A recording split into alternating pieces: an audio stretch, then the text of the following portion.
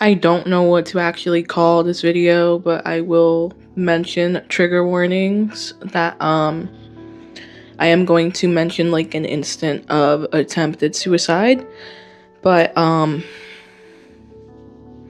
guess it could be like a testimony because I'm going to be retelling and it's going to be new to people who I haven't told it to, obviously. But it's a story that I've retold my whole life. Only this time, the Lord has allowed me to see it from a different lens. Like, He allowed me to deeper understand the moment that happened. So I will say, the first instance of a near-death experience, because I'm going to be talking about near-death experiences. The first instance, I was a child, I was innocent, and it was unintentional. Versus the second time, where I was in high school, and it started out as an accident that I went through with, and it became intentional. So a lot of people don't know this truth about the intentional route that I'm going to talk about, and then there's going to be people altogether that doesn't know any of these things, right? But I was speaking to one of my clients at his appointment, which is my dad, and he always reminds me, hey, I saved your life before, and it's something he likes to remember, something that like brings him joy. I don't remember how old I was, but I know my family was getting ready for church, and I was feeling playful. So I had a banner, and I was waving it around like a flag, right? And obviously, the build of a banner is like a rod with like a little ball, or like some of them have like little triangles on the top to keep the banner from sliding out, because obviously you're holding the rod on bottom and the banner is going up, and then there's like the little bally on top or whatever to stop it from coming out. So I think my family was actually coming from church, not going to. And it was in the afternoon. They used to gather at my mom's house when I was younger. I don't know if I was like 11 or 12. So I was like in a singing, dancing mood because I was jamming out to some tunes, and I was using the banner as like a makeshift microphone because I was too poor for a microphone, let alone a plastic microphone. I didn't know where to find one, and I needed to sing like right now. So I wish I had my doggy stairs. I should go get it real quick. I need to demonstrate what happened, yo. And I'll be back. Never mind, yo. Those steps were cooked, yo. Those steps.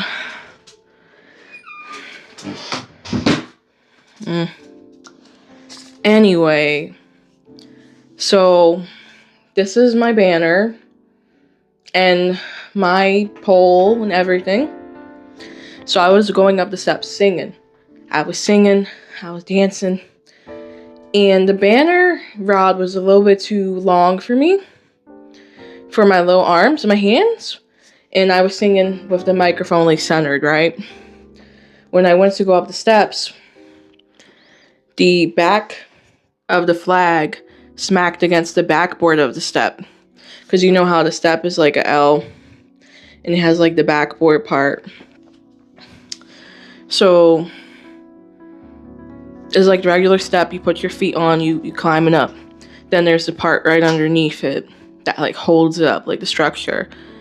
The banner smacked, or the rod smacked the backboard of the step and launched the little ball on top that held the flag in place down my throat. And I thought my voice went away because like I was singing like off key, and I was singing like very forceful. It wasn't until I got into the bathroom, sat on the toilet, that I realized I couldn't breathe anymore. that little volley, like, it ricocheted off the backboard and got literally pushed into my throat. So I came downstairs, and by the time I made it down the steps, I was purple, my family said. They gathered around me. I remember them trying to do the Heimlich maneuver. My brother was doing the Heimlich maneuver. My grandma was on the left of me, my mom was on the right of me, and my dad was on the left of me. And in that moment, I was dying. The ambulance said I was going to die and that there was nothing that they can do because they weren't going to get there in time. And they were like urging my family to, they're actually urging my family to do whatever they could do to save my life because they weren't going to make it on time. And in that moment, my mom's house became empty. My family was gone.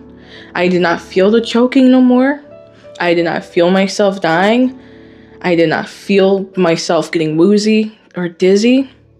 And that's something that God revealed to me yesterday.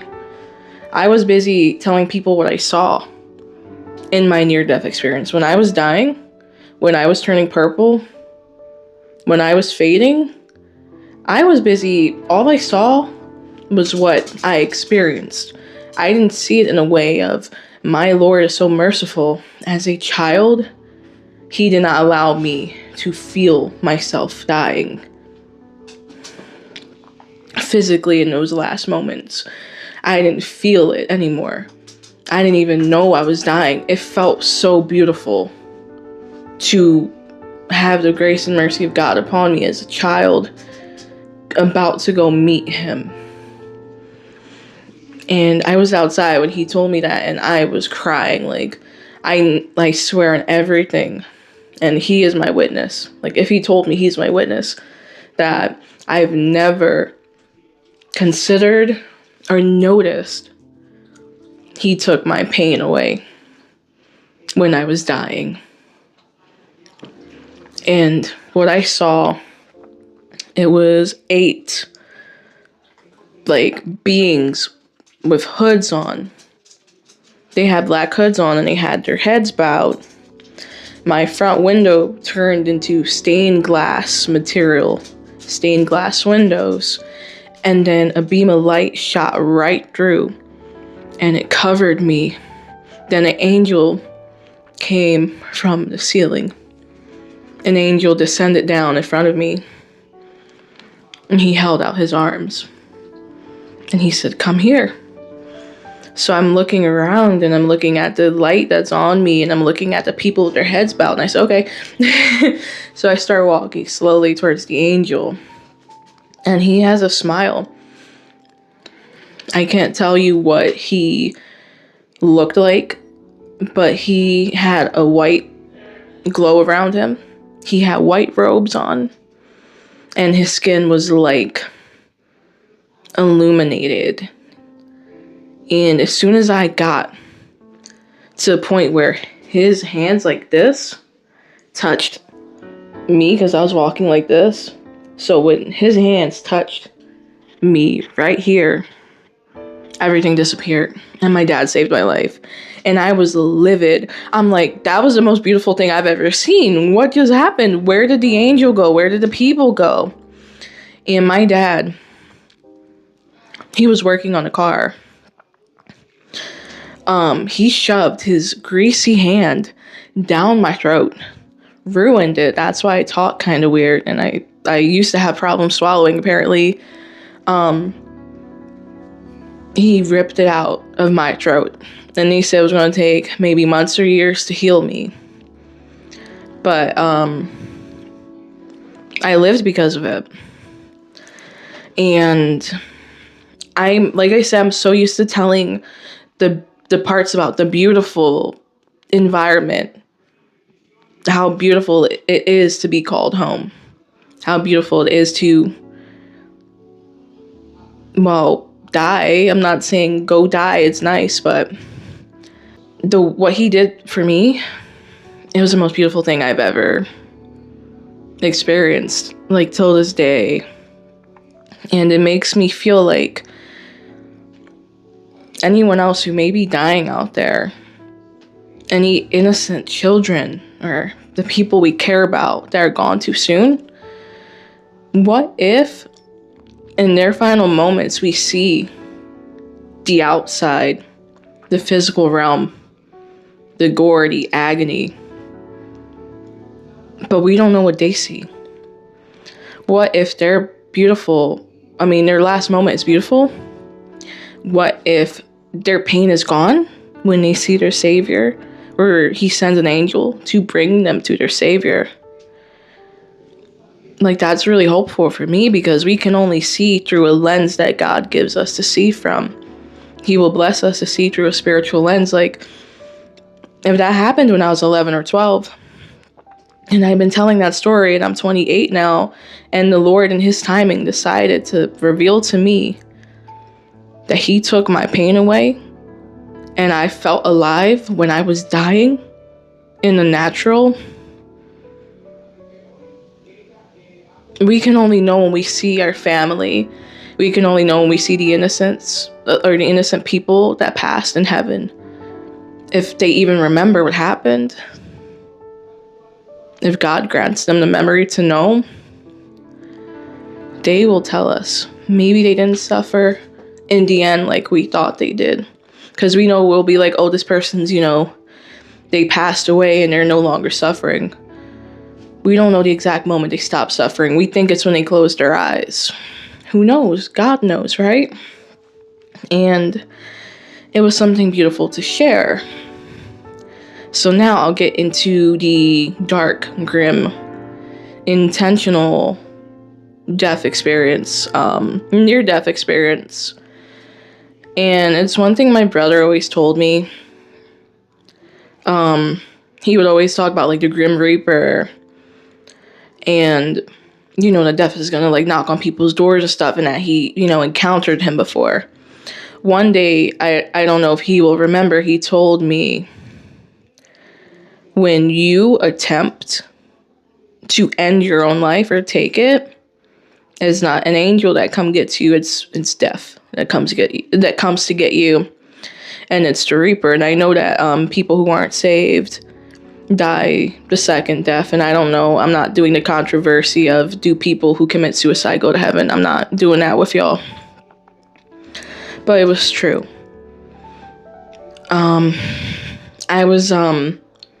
This was during my abuse, and I was starting to lose, like, the friends that I did have. I didn't know they were fake. Things were, like, I started feeling cracks in the foundation, and I was getting really depressed because it's toxic and painful at school. It's toxic and painful at home. I wasn't granted permission to go out of my home. So I was going from cage to cage. And then one day, I finally decided to eat breakfast. And I wanted to eat something sweet and not think about what I was feeling. So I just got whatever I got. And I don't know if y'all remember, in school, like, the juices they would give us would be like a little cup.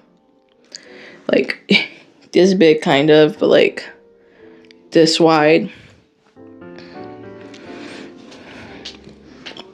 I was able to drink the fruit punch and the orange juice from the school breakfast and lunches, but not pineapple juice. I'm highly allergic to pineapple.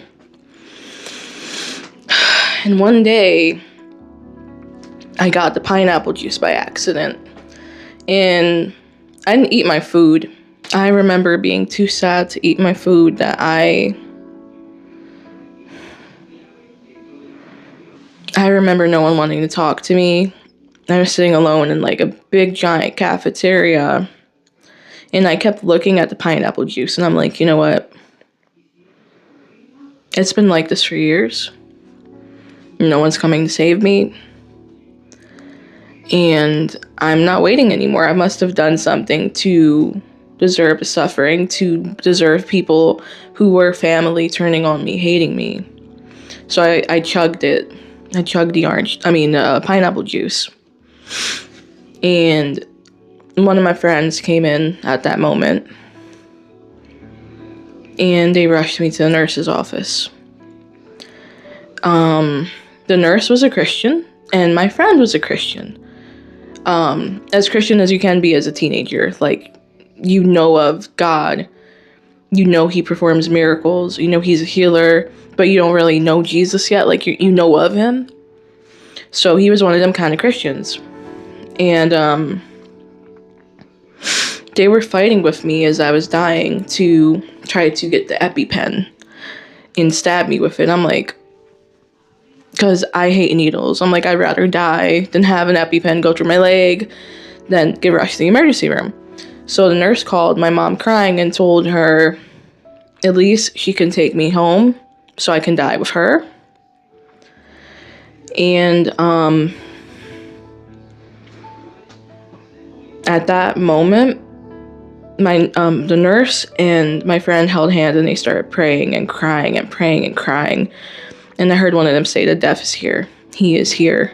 He is coming. Your mom might not get to see you again. He has arrived. And they were rebuking him. Get your hands off of her. Don't touch her. At that moment, I looked up, opened my eyes, and I looked at the entrance where, like the entrance to the nurse's office. It was full of black smoke. I felt cold. I saw what looked like a reaper to me. I didn't see the skeletal face. I saw the hood. I saw the weapon thing that he uses. He was standing there waiting for me, watching me, and then he pointed his weapon thing towards me. Then the nurse got a call from the office that my mom was there. And they ushered me to my mom in a taxi, and she shoved Benadryl down my throat. I remember waking up in my house, unable to talk.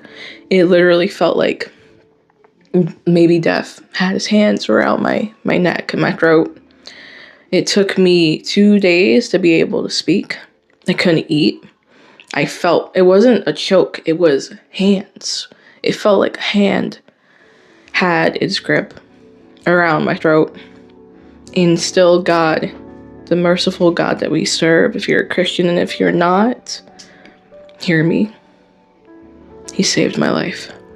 The Benadryl could have saved my life, but if death was staring at me in the face, that was not the Benadryl, honey. It could have helped, but at that point where medically, this is the second time where medical and science could not save me, my God did. And this was before he was my God. Both times were before he was my God. I knew at that, during that age, I knew that I loved him. But for reasons in my other testimony that I explained, I ran from him. I didn't think I deserved to be loved by him because I wasn't being loved by anybody else. Just to save y'all time on the other testimony. And he saved me. So in these two incidences, you see that I felt cold. I felt myself dying. I saw death. And then I felt the grip of it when I tried to kill myself. When the incident happened when I was a little girl and it was an accident, I felt nothing after the initial panic and I knew I was dying. The Lord quickly took me to a place spiritually to come home. I didn't feel it no more. Free will. And that's all I can say is free will. Our God does not punish us for fun, for sport. We have the free will to do the choices that we make. Someone innocently dying, no one chooses to go outside, step out their front door and get killed later on. No child decides I want to go to school and have someone come in and take their lives. No one decides these things. Oh, what is your God doing? Do you see? Can you see through every realm to know what my God is doing? You see what I see, and you understand only what you see, because you're not seeing by faith. You are seeing by sight in the physical how it looks. Do you know for sure? No. I am 28. That happened when I was 11 or 12. My God is not gonna lie. He will never lie. Y'all can lie, switch up his words. Y'all can switch it up with different translations if you do take it further and further away from the truth to translate it. His word is still the same. And someone could change it on my Bible, and if I open myself up and seek him and learn how to communicate with my Lord, he will tell me what his word says. I can't see it on my page if I got the wrong Bible, if y'all put in words in his mouth. But in my spirit, I will know. I will hear. And that's something beautiful. Hold on to that. If you're still having doubts, seek him with all your heart and ask, is that true? Will that be? Because every relationship with Christ is personal. We don't know anyone's last moments with God before they died. But I'm here to testify what he's told me yesterday. And I know his beautiful heart. If you don't believe, you can ask him if what he told me was true. And I pray that he will tell you, yes, it was, I pray you will hear his answers now with this concern in this matter and any other one, that you will open yourself up. You know how people like, oh, I got no cell service. You will search for that bar, bro. Search for your Lord. Search for your God, yeah. Let him speak to you with your ears open.